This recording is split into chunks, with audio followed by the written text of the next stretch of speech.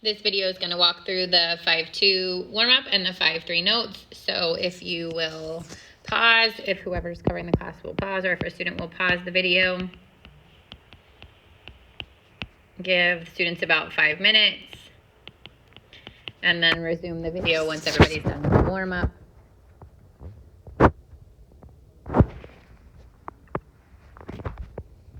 Okay, so the directions here say in the diagram, triangle ABC is congruent to DEF, complete each statement. So the order of the letters is important. If we're looking at angle A, then it has to be matched with angle D. Side FD, which would be the first and last letters, or last and first, would be congruent to CA, and AC can also be written there. And then triangle EDF, so again, the order is important with this one because you're going E, which is the middle, D, which is the first, and then the last, you have to do the same on the other. So middle, which would be B, D, which was the first, so go to A, and then the last, which is C.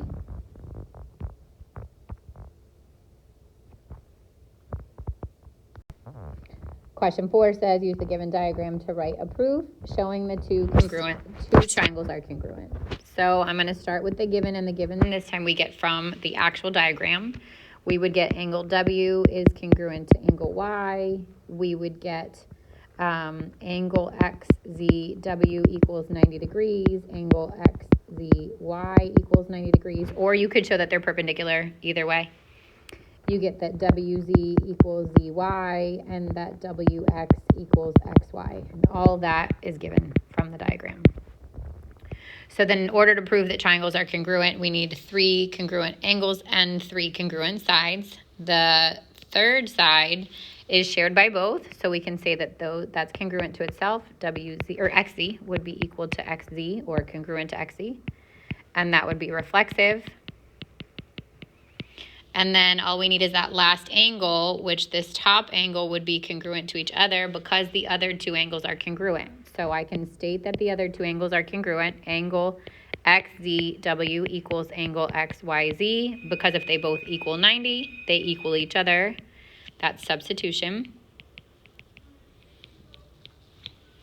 And then that last step showing that those third angles are congruent. Angle WXZ would equal angle YXZ.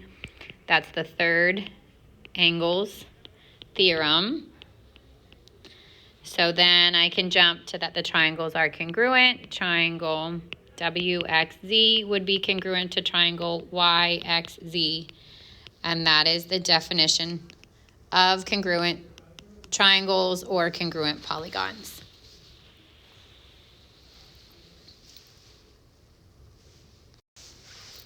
All right, chapter 5, section 3. Remember, open these notes with the warm-up in one document so you can submit them to the assignment for today at the end. 5-3 is proving triangles congruent by side angle side. So we are going to eventually learn 5 shortcuts to proving triangles are congruent. This is the first one. So before we get to the shortcut, we need some vocab terms. The first one is included sides and included angles. So when it says the included side, because you're going to see this terminology show up in your theorems, the included side is the side between the given angles. So if it said what side is included between angle A and angle B, A is here, B is here, it's the side that connects those 2 angles. So AB would be the included side. The included angle is the angle where the 2 sides meet. So if it says what angle is the included angle between AC and B and CB, I would say AC is here, BC is here, and they both meet at angle C. So angle C would be the included angle. So the one that connects them both, if it's 2 angles, or the one where the 2 sides meet, if it's the actual side.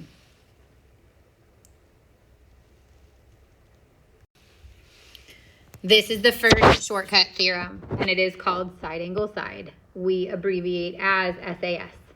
So side angle side congruence theorem says if 2 sides and the included angle of one triangle are congruent to 2 sides and the included angle of another triangle, then the triangles are congruent. So if I have 2 triangles,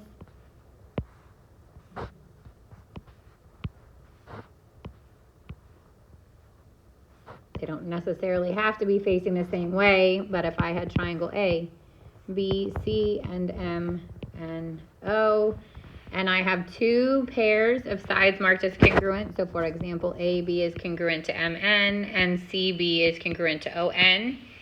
And then the included angles, so it's the angle in between the two sides, which would be B and N.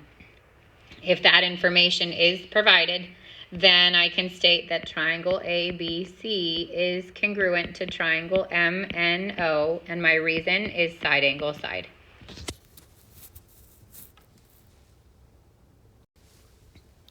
Example 1 says to state which congruent method or methods can be used to prove the triangles are congruent, and if there's none, state NC. So right now, it's either all angles and all sides are marked as congruent, or we have SAS. Eventually, we're going to, like I said, have 5 of these in total, but we're looking just for that. So if I look at A, you want to look at obviously what's given. I've got one pair of angles and one pair of sides, and then based on what we know from previous sections, I can use my reflexive side.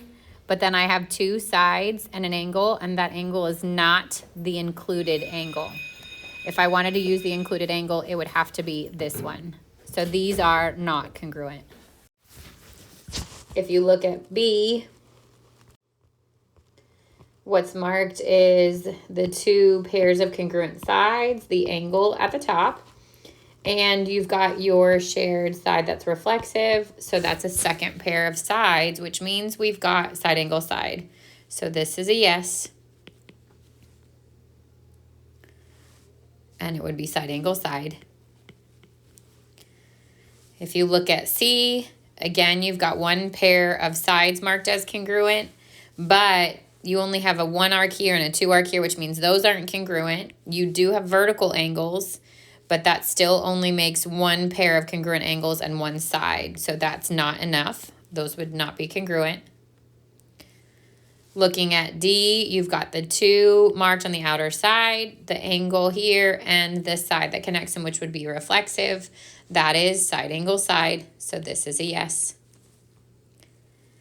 And if you look at D, you've got 2 pairs of angles marked, and the third, that's a right angle, so all 3 angles are matched as congruent, but that's not enough information. There's no angle, angle, angle. There's not enough information to prove that those would be congruent.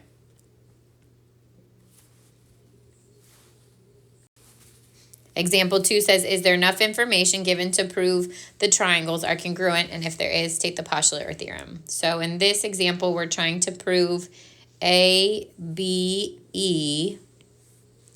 is congruent to CBD. So because they each have a single tick mark side and a double tick mark side, you've got the 2 sides. So then the last thing you would need is the angle that connects them. So this little angle and this little angle are congruent. If you take and add this top angle, which they both have, then you've got side angle side. So if I was to go through the steps, I would have to add angle DBE into both of those triangles, but because you're adding the same thing to both triangles, it would be reflexive, so you could do it, which means that this would also be a yes, and it would be side angle side.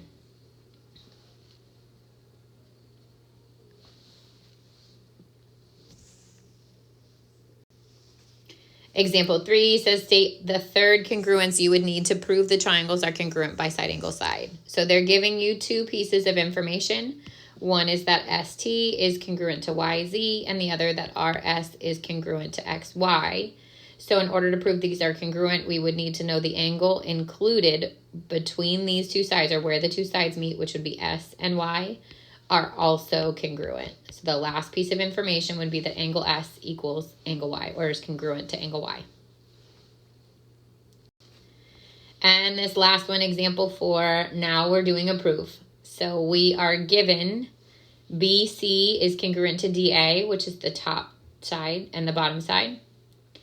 BC is parallel to AD, which is why these are marked as congruent.